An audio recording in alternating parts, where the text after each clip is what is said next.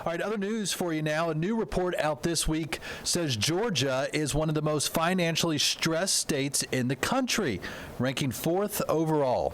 Researchers looked at online searches tied to financial struggles like rent help, debt relief, and cost of living concerns.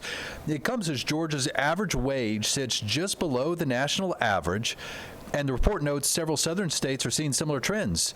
This report comes as credit card debt in America now at record highs, and millions of people say they have more debt than savings right now. That's why April Reed Cruz with the Reed Financial Group says it is so important to have that emergency fund, perhaps now more than ever. She joins us now. April, good morning. Always good to see you. Good to see you as well, Dan.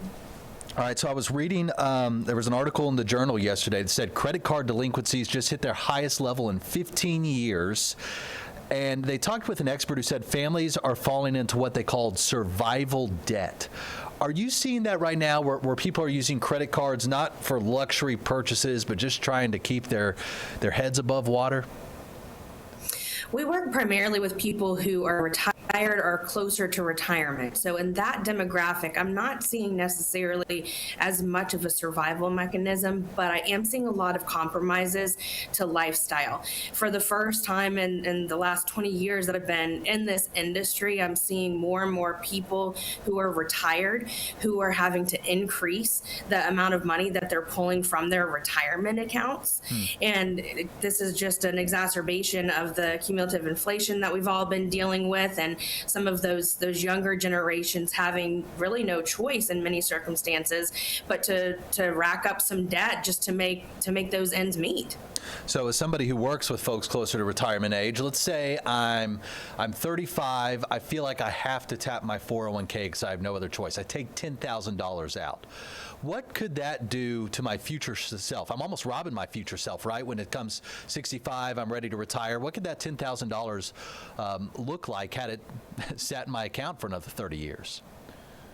Yeah, the time value of money is a very real thing. And, this is not just with retirement savings and tapping that, but also on the other end, going back to the emergency reserve as well, that even if you can just start small and contribute even a very small amount, even if it's $10 a month to start with, $100 a month, whatever that nominal number might be for you, to start somewhere. I think in all of these examples, a lot of times what we see is that people really don't know where to start, so they just don't. And when you're not paying attention to expenses and the cost of living has been increasing for quite some time now, that really starts to add up for folks. And nobody really likes to spend time on a budget, and most people don't even really like that word.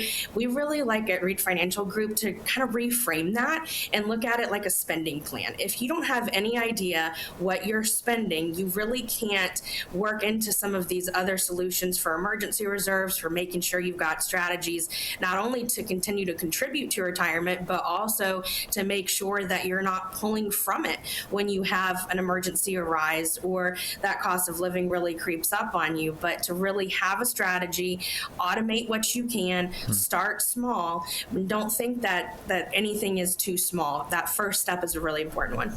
So I guess once you have this spending plan, we're not calling it a budget, it's a spending plan. Once you have that in front of you, maybe it's easier to find $20, $30 that you can cut out and save towards your emergency fund. I mean, what does a healthy emergency fund look like for families and individuals in 2026? Well, like you said, it's so easy when you really sit down and look at it to find $5 here, $10 there.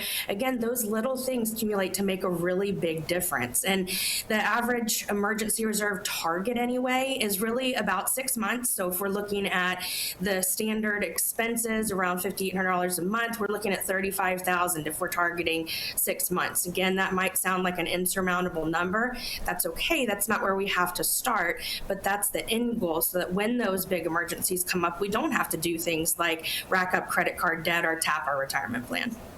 You said that the average monthly spend is about $5,800? Yes. Okay, and then I also just read that Americans carry on average about $6,500 in credit card debt.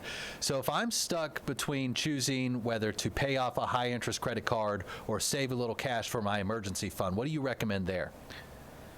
typically you're going to want to pay down the high interest debt first. We look at what's called positive arbitrage when we're analyzing good debt and bad debt. And that means that if you can invest those funds and they can do more for you than the amount of debt that you have to pay, the interest on the debt that you have, then that's a positive arbitrage. That's what we're targeting. But if you're going to continue to work yourself into a hole and never going to catch up with interest rates as high as they are right now on credit card debt, then for most people, it's going to make sense to go ahead and pay that down. But it's a very individual analysis, and it really depends on what your needs are and what those numbers look like for each situation.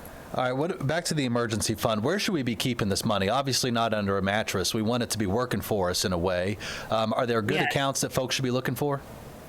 High yield savings accounts or money market are a really good target. And a lot of times you can go online. Some of the online banks that don't have the brick and mortar often are going to have some of those higher rates right now. I was actually just helping somebody shop this yesterday.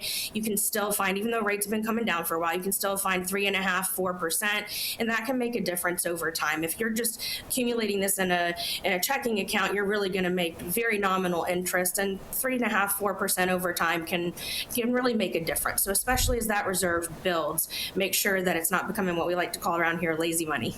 Final question for you, April.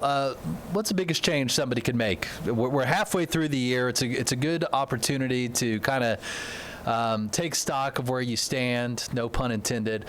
What do you think folks should do over the next 6 or 7 months to really make a change in their financial lives?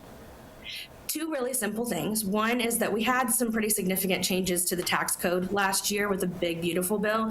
So if you got a refund this year, and that's not something that's typical for you, take a look at what you're withholding. You might be able to go ahead and put more money in your pocket on a monthly basis by not overpaying your taxes. And the other one that I would say is really take a good look at what you're spending on a monthly basis. A lot of people really don't have any idea what they're spending. They just kind of know what's left over at the end of the month or what they hope is left over at the end of the month. So take a look at things that are, subscriptions and automatic payments. Shop your insurance while you're looking at your spending plan. There are a lot of ways that you can make some small adjustments to both of those categories that can make a big difference over time. That's April Reed Cruz with Reed Financial Group. Always great having you on the show, and thanks for helping us out this morning. You're welcome. Have a great day. You too.